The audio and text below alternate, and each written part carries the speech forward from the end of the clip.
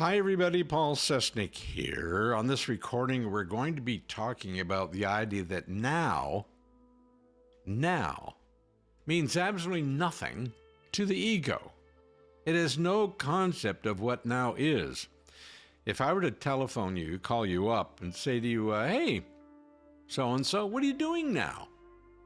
In order to answer that question, you have to look back to 5 minutes ago, 2 minutes ago, 1 minute ago, to tell me what you're doing. So I'm asking you in an unfair question. When I say, what are you doing now? I really should be saying, what have you been up to? Because that's looking back, you see. What have you been up to would be more accurate than saying, what are you doing now? What the ego does is it thinks of now as simply an immediate transition from the past to the future. Again, if I said to you, called up and said, what are you doing now? Oh, I'm getting ready to make myself some lunch. You see what you've done? You've taken the past and transitioned into the future. I'm making myself, or I have been making myself some lunch, or I'm just about to, and then I'm going to eat my lunch. You've skipped over now completely.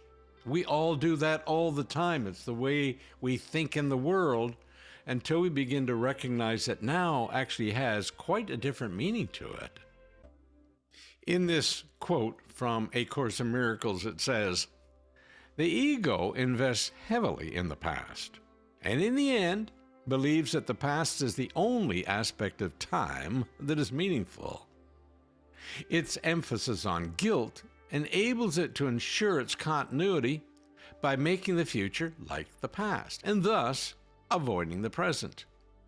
By the notion of paying for the past in the future, the past becomes the determiner of the future, making them continuous without an intervening present. For the ego regards the present only as a brief transition to the future, in which it brings the past to the future by interpreting the present in past terms. So there we have it. The ego is actually incapable of hearing the voice for God, because the voice for God can only be heard in the now moment. In A Course in Miracles, it refers to that moment as the holy instant. Instant. It's not even measurable in time. That's why it's an instant. And in that instant, you can receive a download of information that might seemingly take 2, 3, 4 seconds, but it's actually outside of time. You can receive a download of information that seemingly takes 2, 3 seconds, that if you tried to repeat that information to somebody else, it could take you an hour, assuming you could remember it all. It's only in this now moment that you can hear what is coming through what I refer to as the Holy Spirit. That's a term used in A Course in Miracles, the Holy Spirit.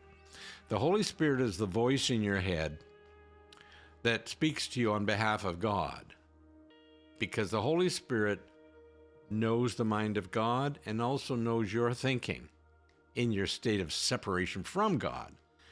And it bridges that gap, if you like. So what you're really hearing is the voice of the Holy Spirit, which is also your higher self. The Holy Spirit, the higher self, are really the same thing. They're two terms meaning the same thing. Your higher self is that part of you that is made in the image and likeness of infinite Creator God. So, when you are not listening to that voice, but you're thinking based on what you've learned secondhand in the world, you're really limited to what you've learned secondhand out there in the world, right from the day you're born, even before you're born, while you're in your mother's tummy, you are hearing what she's talking about to your dad. You're picking up on her thoughts and her feelings. And you're not naive as a soul. As a 1-year-old, a newborn, yes, that baby, in terms of its awareness, is brand new. But in terms of subconscious, you've lived thousands of lifetimes. That little baby coming in is not new. It's had a lot of history, and it brings the history with it into this lifetime, you see. So, you grow up as your young child, able to hear that inner voice from Creator because you haven't yet learned to argue with people, to hold your own worldly thoughts.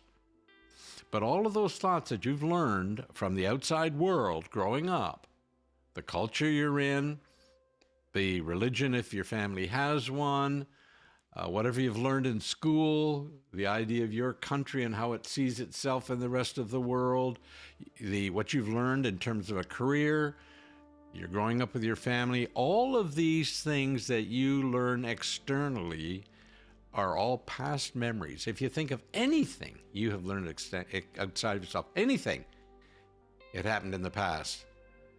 All of it. If you've taken on certain religious beliefs because you've heard it in the church or synagogue or wherever you go for your religious gatherings, you'll remember it. And then you'll hold on to that and you'll embrace it. But it all came from the past, you see. It's not present in the moment.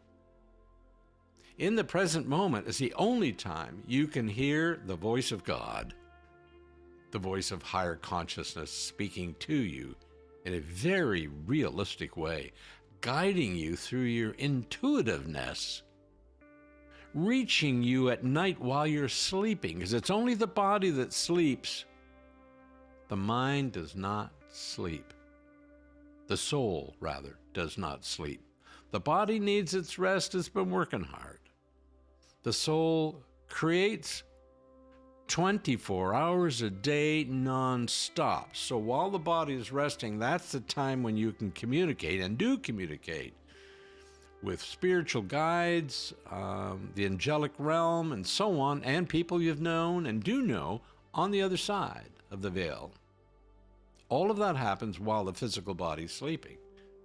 So you want to make sure you get some good rest in order to have a very productive out-of-body experience. We do not want to trust the ego to be the arbiter of truth. We need to get it fresh, in the moment, direct from that voice that speaks to us on behalf of God, referred to as the Holy Spirit. Now, why is it you don't get it direct from God? You can get revelation from God, direct from revelation from God as a download to you. But you can't have a two-way conversation with God.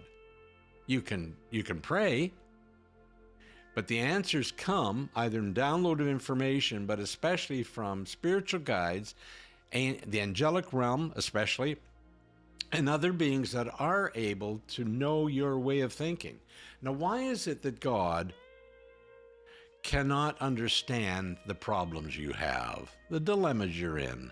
You want to talk to God. You want to get some help. Because God never leaves now, ever.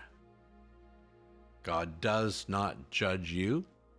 God knows you as the perfect soul that He created in perfection, nothing missing. It's only when you decide to come into a physical incarnation and get involved in the world and the sense of separation from people and places and things that you start to develop these other ideas of being separate from Creator. But that's impossible. The Course says you are in God right now, dreaming you're living a physical life with a physical body. It's just a dream. All advanced civilizations and advanced teachings recognize this, and they all say the same thing. It's all, these lifetimes are all referred to as illusions, because they are, because they're dreams. And the only way we can know that for ourselves is begin to listen to the inner teacher, to that guidance that comes to you on all matters. And it begins to prove to you, or you prove to yourself, that information that dawns on your mind, that you get downloads on, that you feel instinctively and intuitively to follow through on, those are the things that come from the higher self. And as you begin to live your life that way, with that inner guidance flowing in and through you, in what you think and what you say and what you do each day throughout your life, that you become convinced that you are that self and not the ego. So if people are really strongly attached, and I say this concerning religious beliefs, know this: they're probably not listening to that inner voice within them, number one. Number two, they're not aware at all that they have two voices in their head. They don't know that. They've got that higher voice, which is the voice of God that lives in and through them. And they have the lower egoic mind, which is a separate voice completely. Those two voices, higher self, lower self, never agree on anything. This is why I like to say that the ego is the separation from God, from Infinite Creator, because it thinks so restrictedly according to the world. It is in the world and it's of the world. When you want to grow spiritually, you know you're here physically in a body. That's okay. It's okay to be in the world, but don't be a product of the world. Allow that higher self to flow in and through you into everything you think and say and do, and throughout your day.